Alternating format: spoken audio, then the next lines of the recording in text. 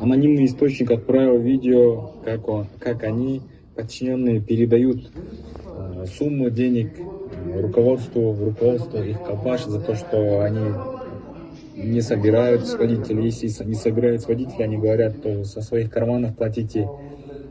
В общем, по бору, да, каждый день, говорят, ставят планы. Бывают разные планы, говорят, бывает иногда там мелкие суммы, бывают большие суммы, не понять. И за что они сдают, тоже не говорят. И говорят, вот давайте с водителей собирайте и мне заносите. Это Орская областная ГАИ.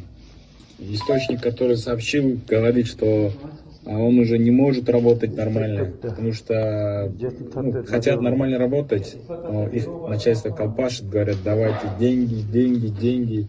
То есть они говорят, уже все устали, сотрудники, от таких действий руководства. Анонимный источник отправил видео, как они